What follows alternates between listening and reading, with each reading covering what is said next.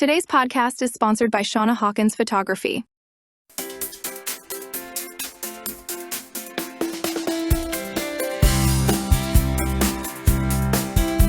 Welcome to the Mental Health Raw and Open podcast with your host, Jody Betty.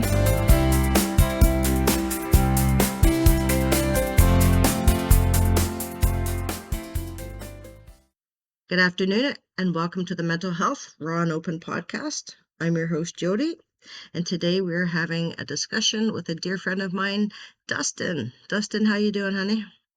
Hey, Jody. I'm doing pretty good today. Just happy to Good. be able to join you. I'm really happy to get to that you could come on. You have such a radio voice. I swear to God, every time I hear your voice, I'm like, this guy needs to be on the radio. So tell me a little bit about yourself, my friend. Well, Jody, well,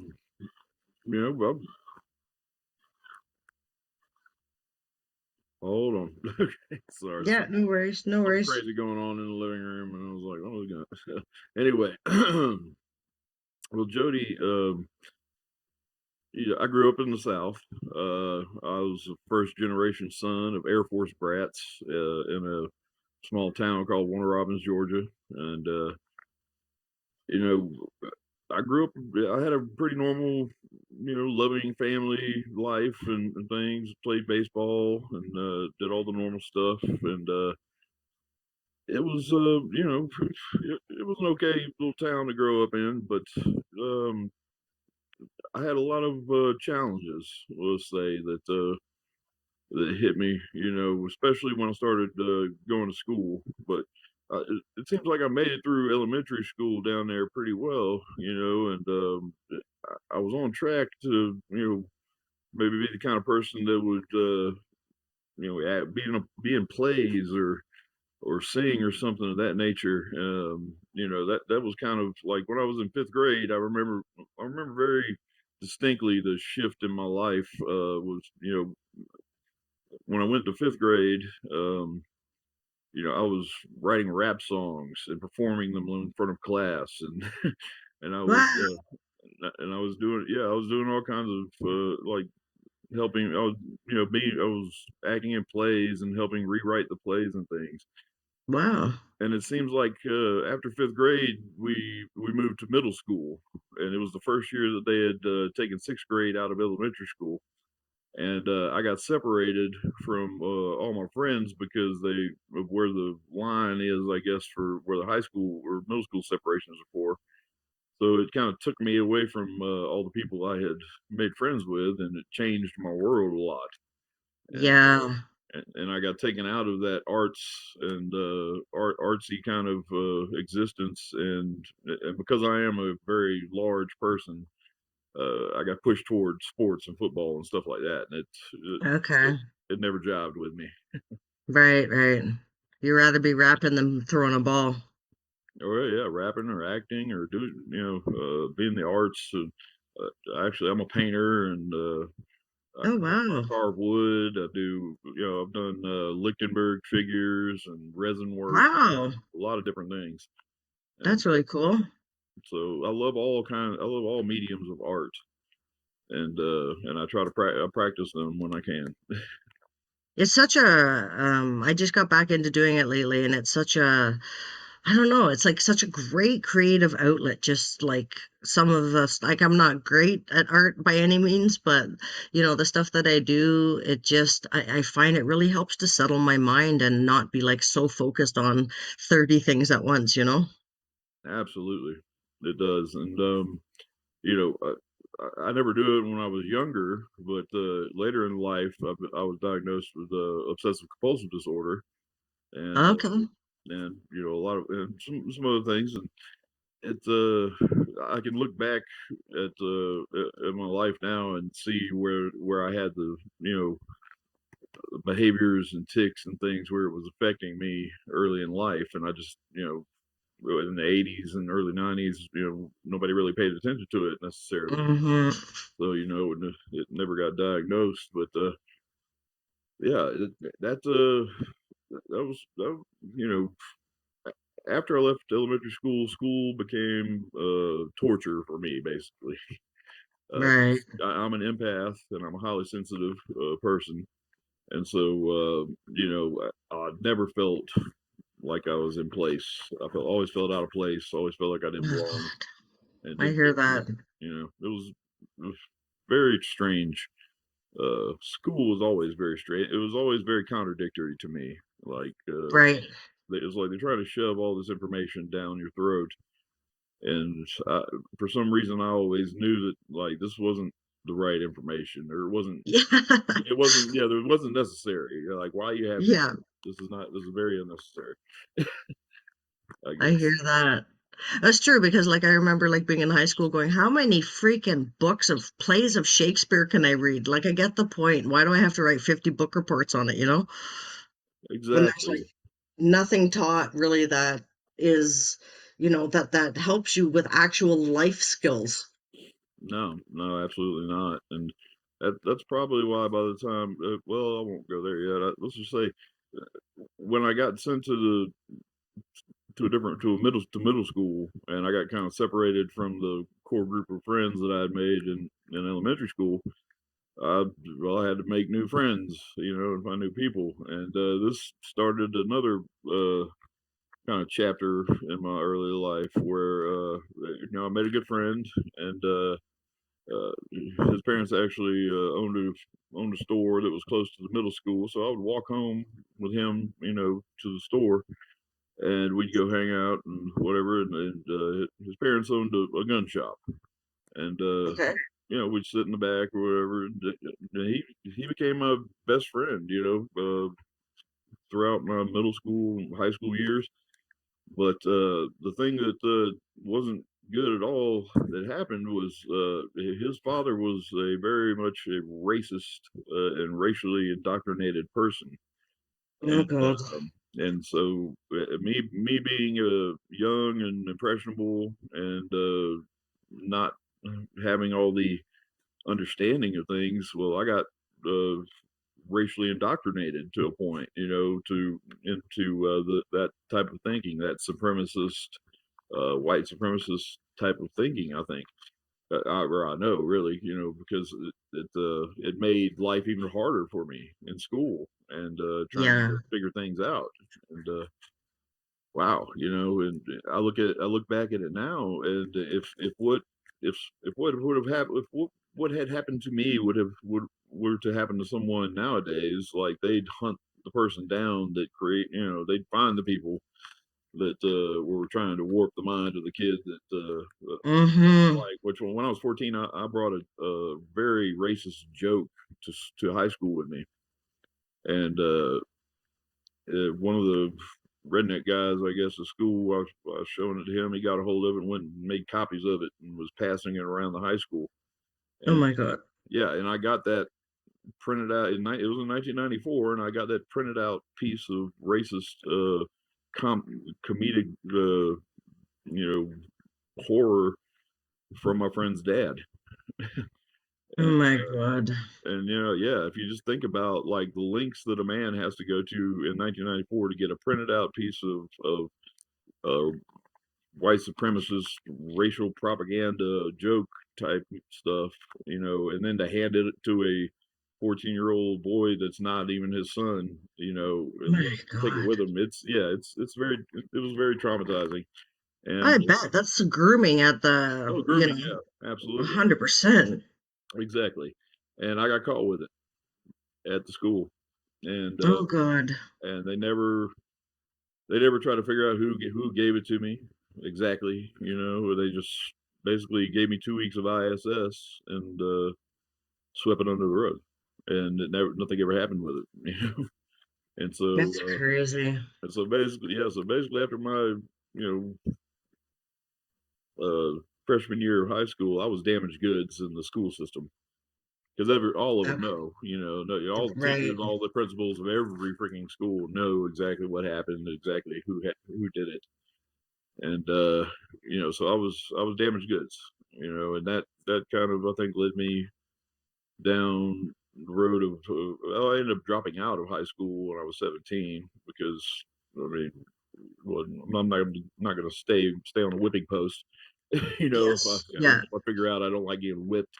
So, I dropped out of high school and I got my GED when I was 18, and I started my life basically as a roaming. Uh, I don't know, man. I turned into a drug addict, honestly. I was trying to escape or trying to Yes. find my Yeah. place, and I couldn't find it for nothing, and Mm, so in not being able to figure out why I'm here and who I am, I decided that I would control the way I feel as best I right. could, and so I did Yeah. that with substances. Yeah, Yeah. That's a very, very common with trauma, right? absolutely, it is, Yeah. but I will say that there's also redemption because even though I did became a drug addict. Once I dropped out of high school, I started hanging out with more black friends, and I actually got I was able to overcome that grooming and that indoctrination through my black friends who Okay, accepted me. good. So Yeah. that was a real sea change, in the way I saw things. But Mm-hmm. and I honestly think that like when I started. I feel like I started getting persecuted because I hung out with more black people in the town as well. It's Right. really crazy stuff, Yeah. Um, man, small towns suck. Yeah, yeah.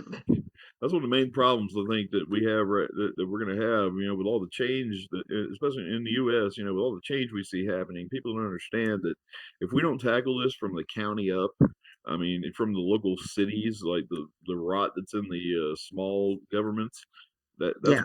what enables the rot at the top. So we have to find all of them.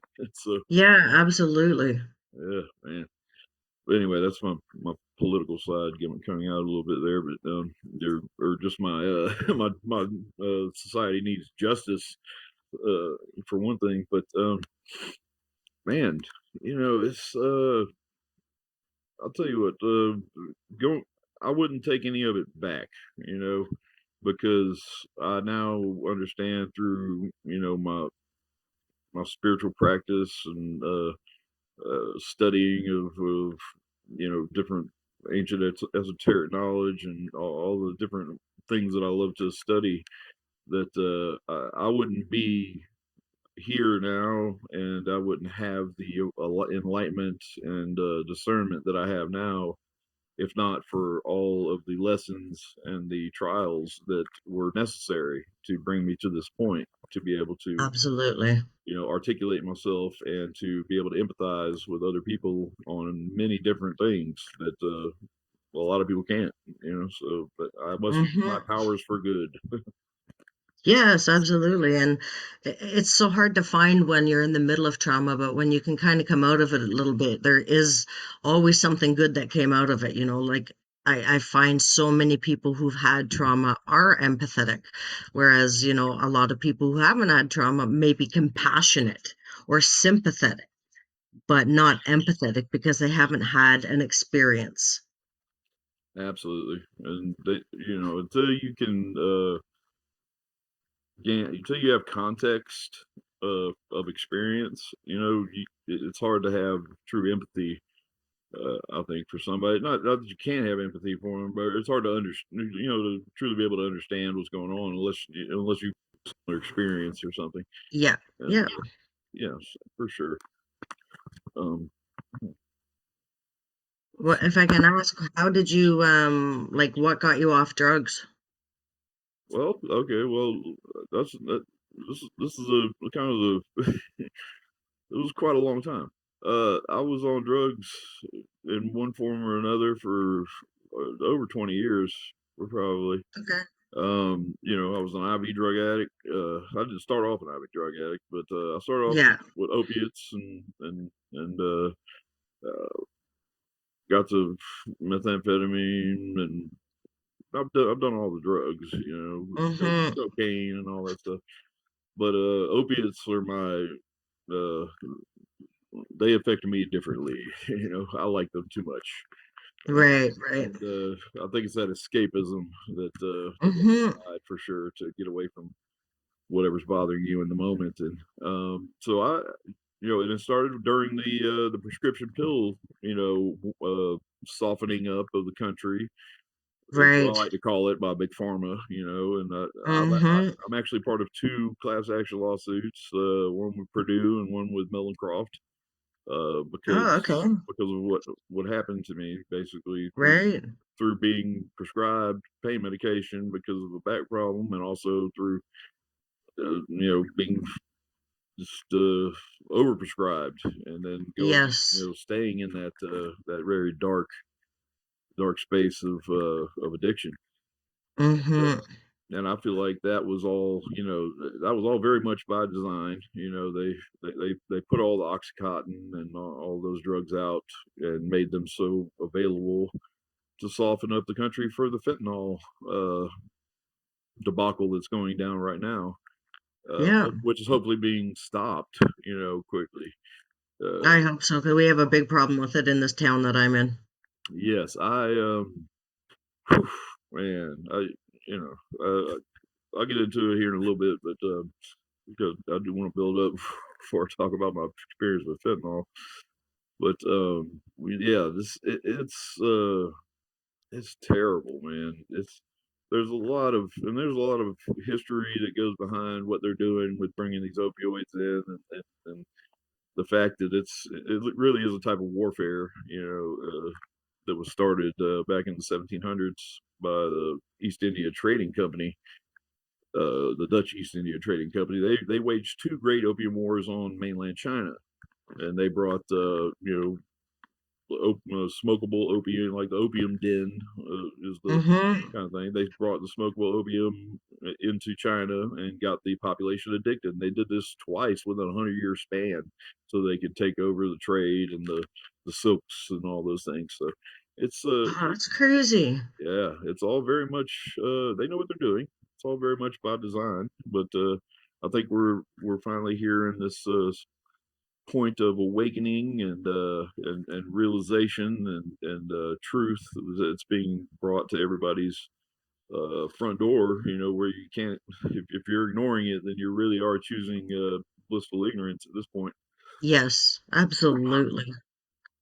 But My friend's mom was in a really bad car accident. They gave her Oxy, and again, she got addicted to it. And she had been a hardcore drug user for years. And she said coming off of Oxy was like as bad as coming off of heroin. absolutely, it's almost worse. I'll tell you what's worse than coming off oxy or heroin is coming off of the drug replacement therapies that they try to shove down everybody's throats, Suboxone, Subutex, those kinds of things. Because I mean, those, wow, I was on in 2006. Actually, I had went to detox for the first time. I was 26 years old, and funny enough, to get in the detox, I used to be so deathly afraid of needles. Like I would run out of the dentist, I'd run out of the hospital, the doctor's office. You're not putting that needle in me. Well, when you're withdrawing from 3 oxy 80s a day, snorting them, trust me, you should do whatever you want to do. I don't care what you do to me. It just make me stop feeling like this. It's Right. so I got over my fear of needles and went to yeah, went to detox and got out of detox and was like, oh, okay, all right, well, maybe I can manage this. Oh, no, no, no. By the time within a year, I started shooting up, and Okay. so yeah, so that got to rolling, and it was pretty ugly, and it was really ugly and really bad, and I should be dead many, many times over. I don't know how many times I've probably OD and everything else.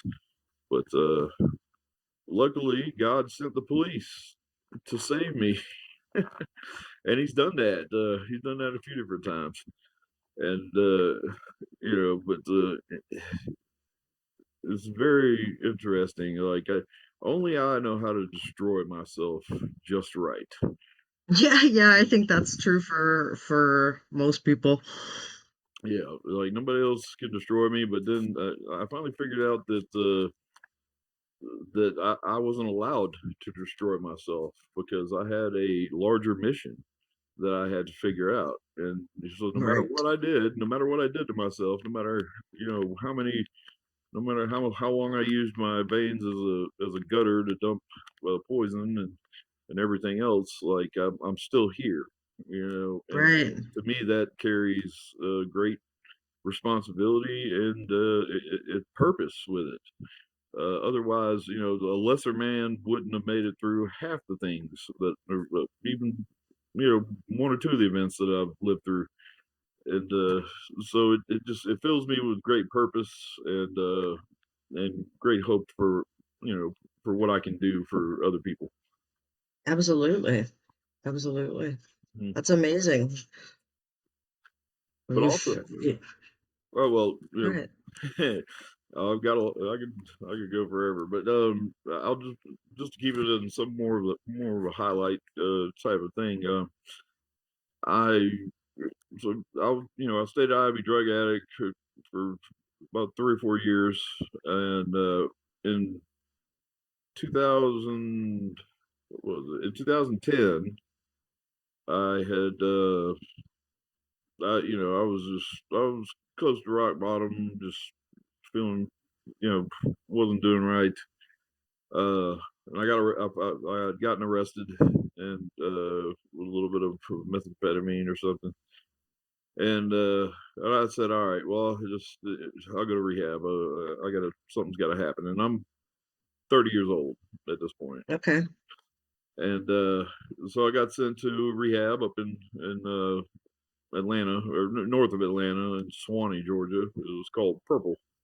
It was a 22-bed all men's rehab with an open door policy. And if you don't want to be here, then the guy that ran The it said, door's there, out you go. you don't want to be here, get the fuck out. They tell you Yeah. straight up. And so that was a very transformative time for me because that's when my spiritual journey started. And I got introduced to meditation and the idea that God doesn't have to be a man with a white beard wagging his finger at me, from a cloud. God can be whatever gives me strength and hope and love. Yes. Yeah. And so that started my journey into my spiritual awakening. Really, even though I didn't know it at the time, I was starting in my footsteps on that journey of spiritual awakening, and it really um, it, it, well, they have a saying in 12 step, it's going to get good, and then it's going to get worse, and then Right. it's going to get real good, and then it's going to get worse, and then it's going to get great. Whatever, it's going to be up, and you're going to be up and down, and this and that. Yeah. And The it's roller coaster. and that's very right. That's very right. And one time might not get it for you. And so in 2011, I had been going through uh, just the struggles of trying to find my way after being a druggie and a wild man for 30 years. And I was working for my younger brother, and that probably that wasn't the best idea at all, because me and him are like we're polar opposites. I mean, Right. in every single way. He's a self-centered narcissist of the highest order. I mean, textbook, and just he's very he can make money really well, but he doesn't understand how to become financially stably successful. Right. Okay. He's a very much, I don't know, Just very opposite you, that's for sure. very very much so. But Yeah. he's very pretty, and he's very he's very six he's very much 6'6" with blue eyes and blonde hair. Oh my gosh. Yeah, yeah. I mean, I'm 6'8". So You're 6'8", dude? yes, absolutely. Holy shit, that's big. Yeah, I'm a Yeah. giant. You want to toss me an inch or two? Because I'm stuck down here at 5'3". I was, oh, nothing wrong with that. Well, that's another thing that had a lot to do with going through life. I've always been the center of attention, whether I want it or not. I mean, if I walk through a crowd, they part like the Red Sea for me. And my friends that are walking next to me are all looking behind me because everybody that walks by me is turning around to stare at me. They're like, "Hey, man, Right. I'm staring at you." I was like, "Welcome to walking next to me." Yeah. It's, Yeah. so it's very crazy, and also, it's strange to be an empath and a highly sensitive and a very much a pacifist that detests any kind of violence or violent actions or anything, to be a giant. Right. But but Right. but Right. but then again, if I would have been mean or nasty or an evil person, I could have killed somebody quite easily with my bare hands. I mean, Yeah. that's not. I'm not being facetious or joking about that at all. It's I'm a giant. Literally, Hmm. and it's crazy. But yeah, but that also it made me so self conscious because Yes, I because was gonna ask that. Yeah. I was constantly getting stared at, constantly, or wow, look at this, you a big old boy, you a big old boy. And my parents never gave, nobody ever gave me the context, of what that meant for me. Right. And like, which maybe is better that I didn't understand that, like, all you got to do is just slap the absolute mess out of one of these kids, and they're going to be quiet, They're gonna stop. and Yeah. they can't hurt you, they can't stop Yeah. you. But I didn't do that because that's just not me. I'm a gentle giant in every Yeah. sense of the word. I Uh, love that.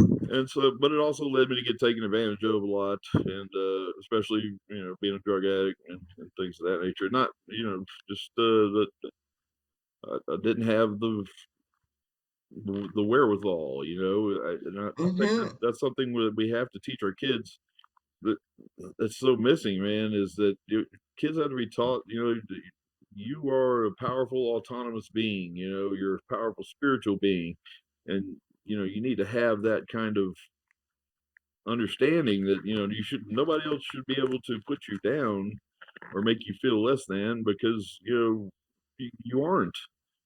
Yes. And the fact that that we don't that society still fosters this negative process of I don't know, man. It's the whole thing's just messed up, right? And a lot of Yeah. people say burn it down and do this and that. Yeah, well, we definitely need to change it because Yes. I can look back and tell that my life would have been much more. I would have been much more well served as a child if they would have actually looked at what I was good at and looked at what I cared about and looked at what I gravitated towards, I suppose. And That's one of the things that really pisses me off about the education system, actually, is because, like you'll get a letter home saying, oh, so and so is not good at math. So then you have to get a math teacher. Why do we always focus on what people are not good at and try and improve it instead of taking what they are good at, acknowledging it, and improving that? exactly, that's exactly what you said it all. And Right? Like it baffles me that that still hasn't happened. yeah, yeah, exactly. Oh, one moment, please. Yeah. Yes, I'm gonna be busy for a few minutes.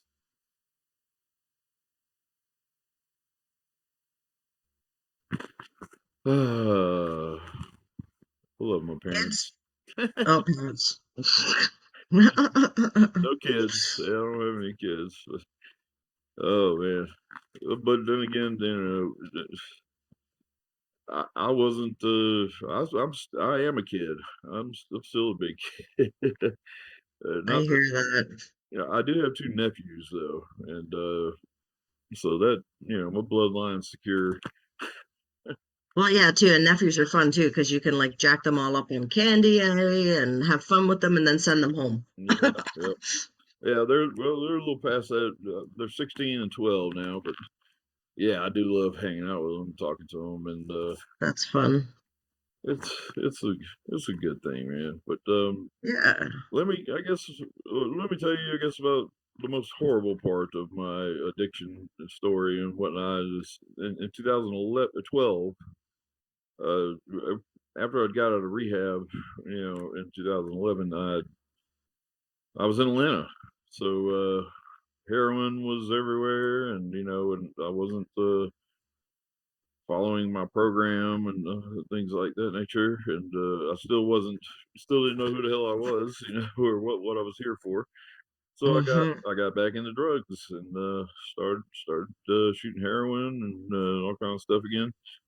And yeah, I ended up in 2012 because of just unclean practices and not maybe it was some dirty dope, maybe it was because I reused needles, Mm-hmm. and over. I got an infection in my blood, and it was a type of staph that likes to make its home in your spinal column. Oh no. And so, yeah, so in 2012, I remember for over the course of about 3 weeks, I went to four different emergency rooms, four different times, trying to get them to help me because I didn't understand there was something wrong with my back. And I couldn't explain it, and it was just rippling, it was causing these nerve pains rippling through my body. And every time I went to no matter which hospital it was, they didn't test my blood or urine. They just basically thought I was a drug addict that was trying to get Oh God, I fixed. hate that. And so they turned me away and turned me away and turned me away. And after the last one I went to, it was on May 30th, the night of May 30th, 2012. They turned me away again, and I left there, and I was having trouble walking back into my apartment with my dad. And basically, that night I laid in bed and got back up out of the bed. I lost the use of my legs because of What? the infection in my spine had started squeezing. It squeezed my spinal cord to where I couldn't get signals any longer. Oh So my God. so yeah. So at this point, my mom used to be a nurse, and so she said, "Well, we're taking you to Macon because I was in Atlanta and I'd been to 3 or 4 hospitals in the Atlanta area, and the emergency rooms just shot me back out. Well, now I'm like, well, shoot, I'm screwed right here. I mean, my brother and my dad had to drag me. I mean, I'm 6'8", and I probably weighed about 400 pounds at the time. They had to drag me out to the car on a rolling chair to get me into the vehicle Oh to my God. and take me down to Macon. And I went to Macon because at the medical center of Central Georgia. They have a really great spine place, but also girl my brother was dating, her mother was the head charge nurse in the ER there. Okay. So when they pulled me in there, I had to wait a couple hours, but I mean that's like you normally have to wait 6 or 7 hours if you're not Yeah. Yeah. dying. So Yeah. I got in there fairly quick. I was dying, but I got in there fairly quickly, and they started trying to assess what was going on. And I went through about it was the most one of the most torturous, painful events, over the course of a few, well, like 48 hours or so that I can remember ever having, happened. It was just very terrible. Anyway, and it wasn't the surgery necessarily that was I was knocked out by then, but just them trying to figure out where the blockage was in my spine and stuff because I couldn't fit into an MRI machine, and then I so they ended up having to do a spinal tap Oh kind God, of a thing. spinal tap. Jesus Christ, I've had one of those. Yeah, they had to do a spinal tap and put contrast in my spine to see where the infection was blocking. And then I had like a 5 or 6 hour surgery to remove the pus and infection from the inside of my I think it's my T7 and T6 vertebra. Uh, Oh, my T7 vertebra was almost completely dissolved, or halfway Holy involved shit. by the infection. Uh, I was in the hospital for a month in Macon there at Medical Center Central Georgia, and this is when I found out God is real for sure. Because I was sitting there, I was a 32-year-old drug addict, with no health insurance, no money, nothing really. And this woman came by my room, and she was a recruit. She recruited people to come to be treated at the Shepherd Center in Atlanta, Georgia, which is one of the world's top rehabilitation centers for brain and spinal cord injury uh, Okay. medicine. And so, like, she came to me the first day I was in a regular room, I guess, out of ICU, and she says, "Now look, if you go to your uh, therapy every day while you're here, I'll get you into Shepherd Center."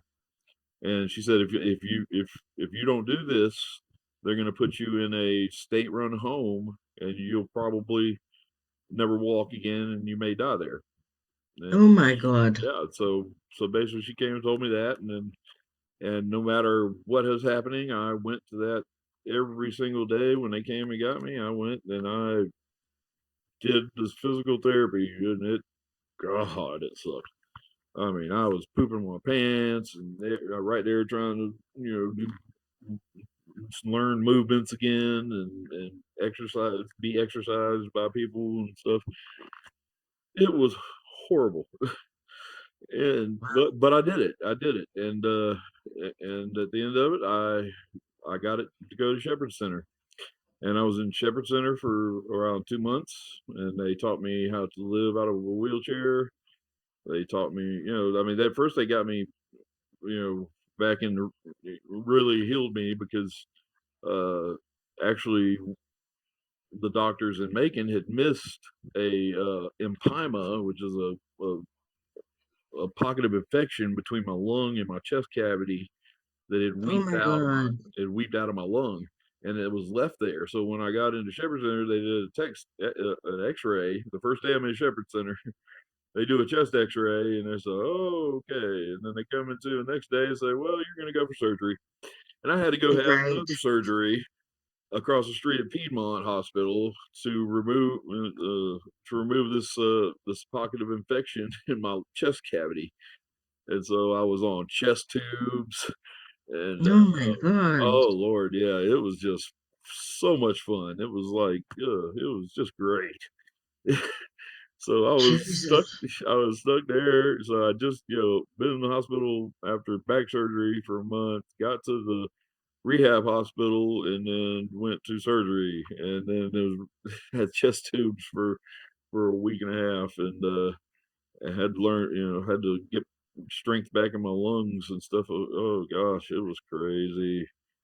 But I'm here. That's But I'm here. yeah, that's a testament right there to Hey, your strength and your resilience and your willpower. absolutely, and also, like, once I was in a wheelchair, but I could stand before I left there. Um, Okay. and over the course of the next couple of years, the first year, my dad would just, get out in the breezeway of our apartment, where I would walk behind me with a wheelchair while I use my walker to walk, Right. little steps at a time. And over the course of about 2 years, I got my ability to walk back. Oh Uh, my God. That's now, amazing. now I can walk with just a cane. And even though I got a lot of other problems, I mean, big animals break down hard. Right. So I got a bad knee and a bad shoulder and this and that, but I'm still here. And so I just, I love telling my story because people think, oh, this is hurting me so bad. Oh, I'll never come back from this. I'll never come back from that. Bullshit. Okay, Yes. you, you want to talk about coming? I've come back, and then I've come back again, and then I've come back again, and you know what? I'll Yeah. come back again, and Yes. and you can't never give up, man. You have to realize your worth and realize that there's a reason you can't destroy yourself. and that's because there's a bigger plan for you. And Right. once you've and you know, I'm not religious at all. I'm spiritual, and I think that you know, but I don't have anything against any religion. I think whatever brings you to a point of love and respect of yourself and the others, and an understanding of that, and harmony, good for you. You know, jump into it because Mm-hmm. that's what needs to be. That's what we need more of. But I personally, you know, I have become, you know, as spiritually attuned as I never thought I could. You know, and and I've had people placed in my life now that couldn't have been put here any other way, but by, you know, the grand design of Source is Right. the best way I can explain it. You know, somebody's up there Mm-hmm. pulling the strings, man, because you know, and I can see everything as well now that I've kind of accepted, you know, a lot of these truths, you know, and accepted that I can't destroy myself, so I better start loving myself and building myself. Right. Yeah. And so, man, wow, it's been a transformative life for me for sure. I often ask myself, what was I thinking when I signed the contract to come live this one? You know? Yeah, yeah, exactly. I didn't read the fine print, obviously. Yeah, yeah, but I also hear that. I think it's, you know, the most powerful souls, they need big containers, and they need big you know, a lot of resilience, and that's what I've come to understand is that I'm a powerful spiritual being that just can't be taken out easily. Good. I'm so glad because I never would have met you. I know it is wonderful to just and you know, I'm very happy for having, you know, these like social audio and different mediums to actually talk to people and branch out and deliver a message of hope, of transformation, a true story of you know, you're never out. You might be down, but Yeah, you're never out. yeah. And all it's, you know, even, you know, I still fight my battles, you know, sometimes on an hourly, minutely basis or whatever. But my focus now is just to have positive intention in every next now moment that I'm awake. Am I going to be able? Right. Will I be able to do that? No. But if that's my intention, is to have positive, then hopefully more often than not, I'm going to be in a Hmm. positive sense, in a positive energy. So you know, that's the way I found to go through life, and it's I much think we're more all going to wrestle with our demons harmonious. at some point, right? Absolutely, it's it's yeah. Do you wrestle with them and do you beat them and pin them, or do you make friends with them and just let them hang around? You know, Yeah, I know. That's the key, though, right? Like sometimes you have to make friends with it. Sometimes you need to wrestle and pin them down and toss them the hell out. But some of them, for me anyway, in my experience, some of them are just like so almost like in like tattoos on my brain. yep, Right. And those are the ones that will tend to, rear their heads up now and again. But I'm at the same point too. Like I have been through so much, like whatever it is next, bring it the fuck on because it can't destroy me. Nothing can destroy me. I've been dead twice and I'm still alive.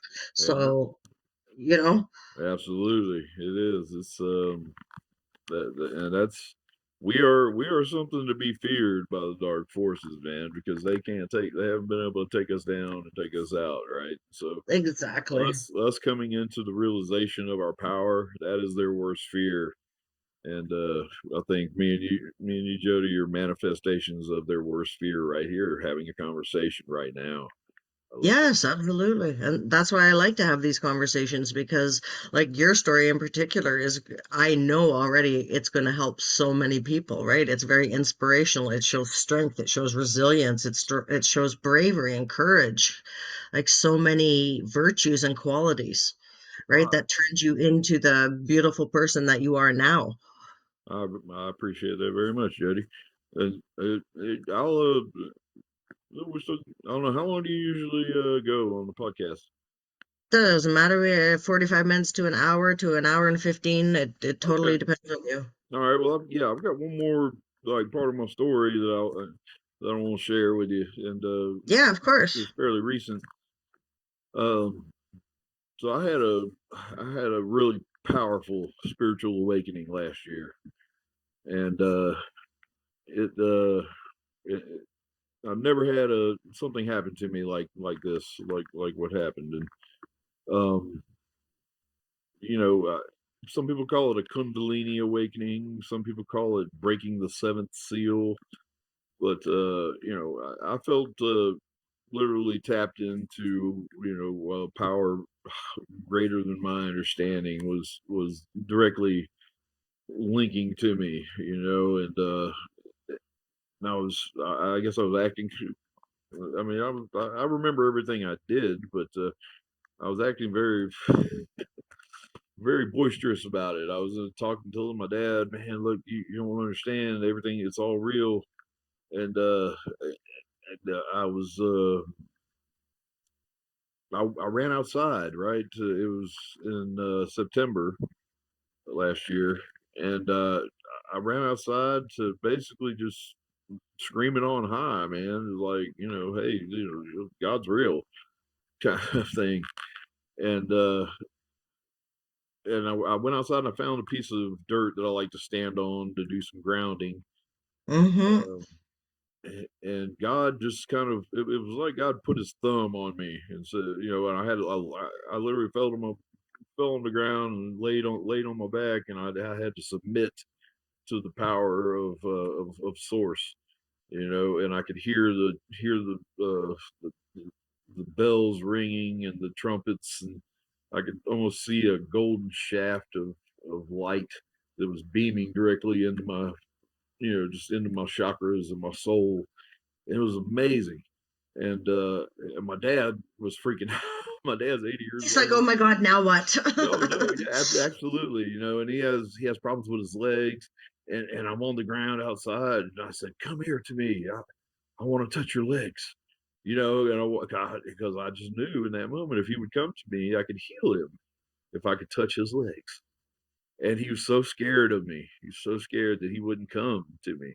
And so in that moment, I made this decision. I was like, all right, I'm going to sit on this dirt right here until you come to me, and I'm not moving.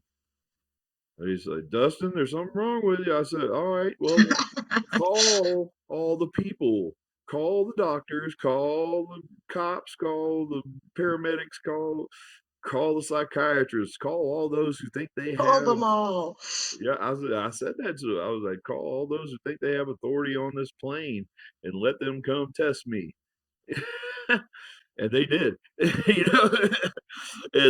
What's it was crazy, So I got 1013, which in the U.S. that's when you get taken to the hospital for Yeah, those mental 72 hours or some evaluation. shit. Yeah, for 32 hours. Yeah, 32 hours with mental evaluation, and I remember everything I said when I was in my state of. I felt like it was my higher self actually taking over my body and speaking through me. But I remember everything I said. I remembered the whole event, and I was able to relay that to the doctors and stuff while I was on crazy watch. When I woke up, of course they did hit me with a large shot of ketamine to put me out Oh my God. because they didn't trust me when I said, "Okay, guys, I submit. You can take me." It took six paramedics and firemen grabbing me and then they tried to put that shot of ketamine in one leg, and I was able to grab his hand before he hit me with a shot. Oh my God. Man, hey, the power of God was coming through me, baby. But it was wild, But they finally got those guy ran around to the other side, put the shot of ketamine in my other leg, and I remember sitting there after they hit me with the ketamine, and they all jumped back from me. And I'm sitting there and I'm looking and I'm just staring them down in the face, and I was talking to these three officers who were off to the side, and I started laughing at them and pointing at them. I said, I remember you. I know you. It was hilarious. It was crazy, man. That's It, wow. it was That's something an else. But anyway, just I at the time I was on house arrest okay. because I got arrested in 2023 because I got back into my addiction a bit and started messing with fentanyl and stuff. And Right. it's I was in the wrong. I moved back down to my hometown. I was in the wrong place around the wrong people, and Right. new playmates, new play places. And if you don't follow the Mm-hmm. rules, then you'll be taken back down. And I did, and I got myself in another situation, and ended up having my house raided uh, because I had people there that were taking advantage of me because I was in a very degraded state mentally and physically. And but again, that was God intervening so that I could live and not and be here. And I went to jail and spent 10 days. First in 2003, I spent 10 days in jail. Um, Almost died because of the conditions. Because Oh my God. I take blood thinners for a heart condition, and I had fallen asleep on my left hip in a bad position, and it created a wound under the skin where my bone had ruptured blood vessels, and I almost bled to death inside the jail. Oh my and and Jesus. yeah, and an hour before I was in there 10 days, and an hour before I was supposed to go to court on that 10th day, the nurse practitioner that does all the prescribing for all the that is basically the doctor type person for the entirety of the detention center. She tried to coerce me into just going to the hospital without telling me why I was going to the hospital right before I go to court. It was insanity. You can't make this crap up.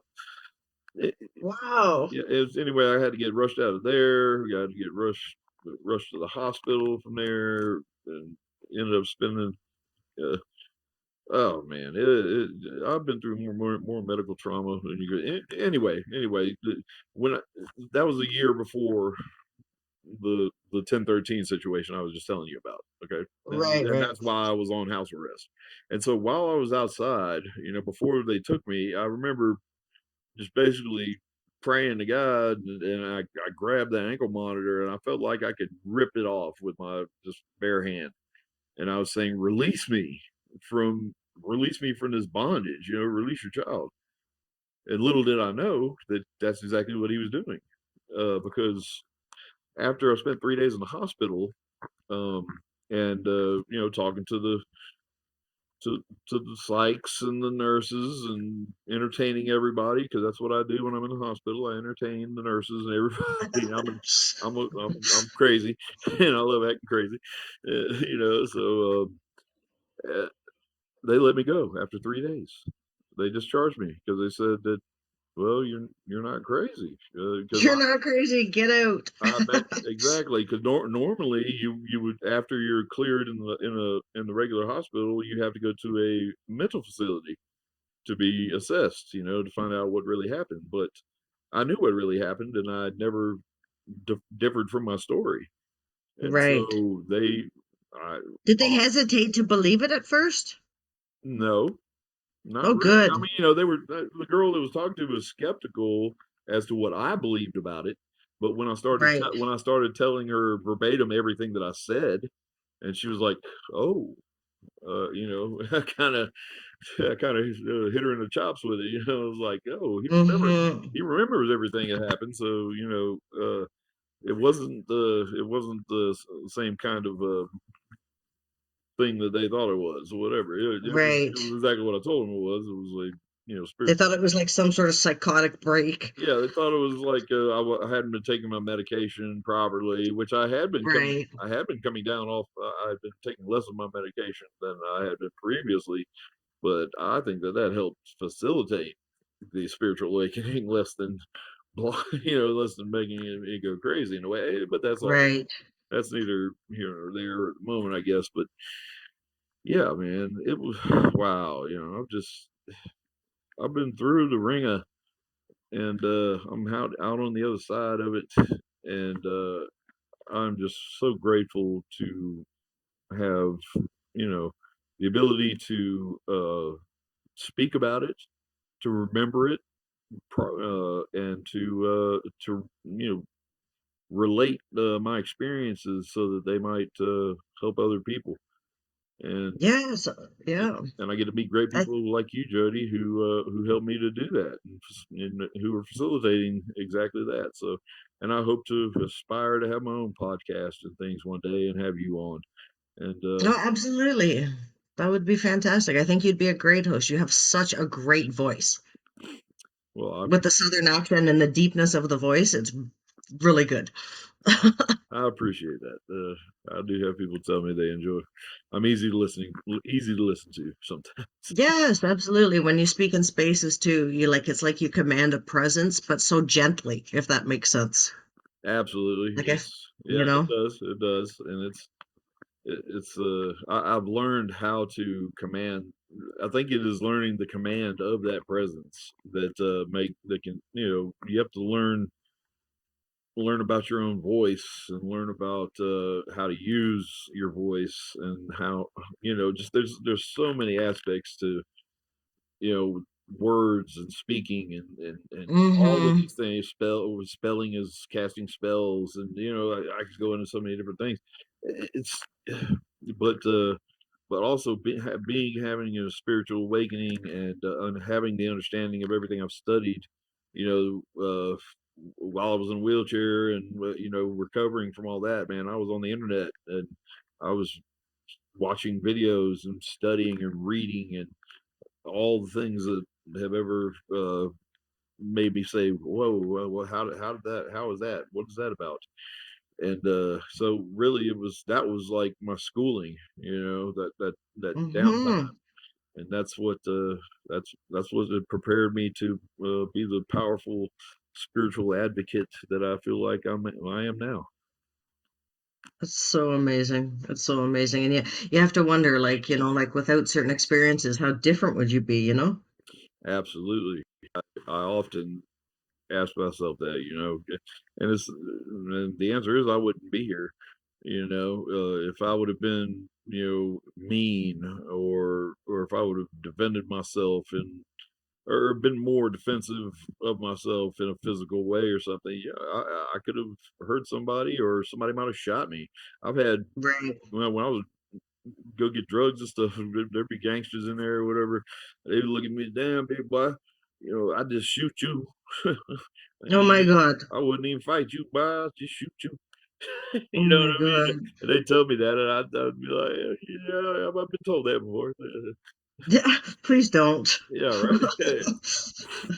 Yeah, yeah, Wow. but yeah, the violence is not the answer.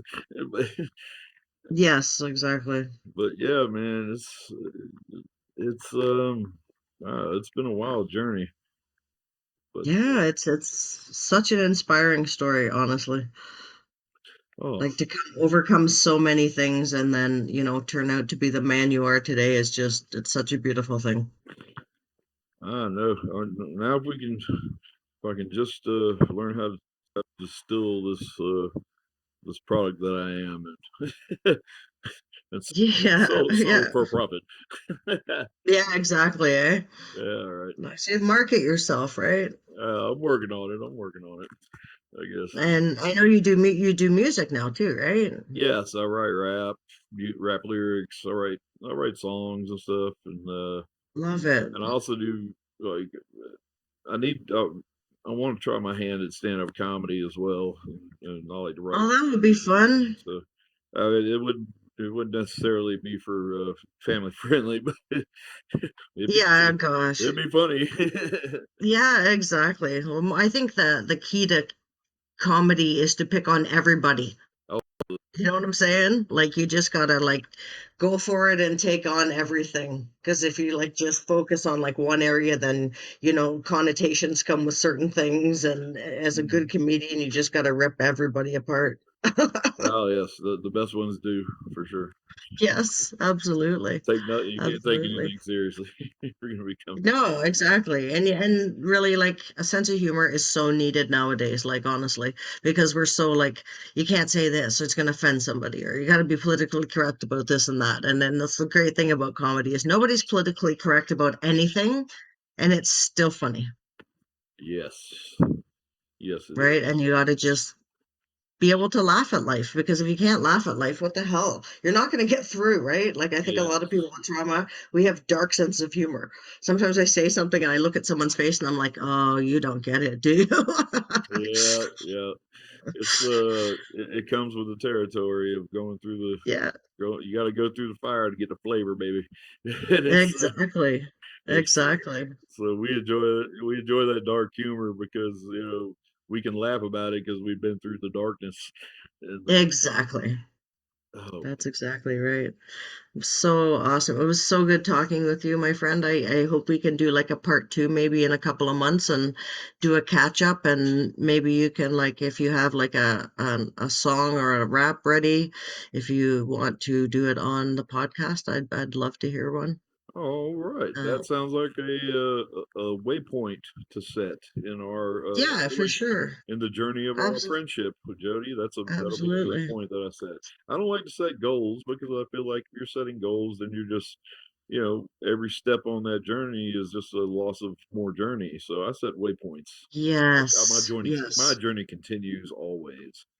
Yeah. It's not the destination that matters, it's the journey that matters because you really truly don't know if you're going to get to the destination. So you got to have fun along the way. Absolutely. That's what it's Right. all about, my darling. Thank you, Jody, so much. You're such a Oh, gracious host, and thank you. I just really appreciate you inviting me and just doing it. This is a service, man. It helps me to process and release, and hopefully it'll help. I know it'll help somebody else. That'll Absolutely. hear it and say, "Oh my God, I never knew somebody else did that, or had that much worse stuff happen to them, or wow, I've been Yeah. through that and this much more." Mm-hmm. It's good stuff. Absolutely. Thank you so much for your time. I appreciate you. And I look forward to chatting again soon. And if you need anything at all times, my DMs are always open. As are mine, Jody. Thank you so much, darling. And You're welcome, my friend. all right, and I'll Uh, say nice to meet you as well, there, Dorian, and producer or whatnot. the silent producer. Yeah. Anyway, you have a great day, and You too, I'm love. gonna chill out for a little bit, and then I'll go mess around with some spaces maybe, and I'm sure I'll see you. Okay, babe. Sounds good. All right, darling. Talk Wonderful. to you soon. Okay, bye bye. Okay, bye. Thank you for listening to the Mental Health Raw and Open podcast with your host, Jody Betty. Our sponsor for this episode is Shauna Hawkins Photography. With a variety of prints and keepsakes to suit any decor, you're guaranteed to find the perfect piece for your space. Visit shaunahawkins.smugmug.com and make your neighbors jealous today. If you enjoyed today's show, please give it a like and don't forget to smash that subscribe button. And if you appreciate the work I do, why not buy me a coffee? Details in the show notes. Today's episode was recorded and edited by Dorian Kent and produced by Jody Betty and Dorian Kent. This has been a Raw and Open production.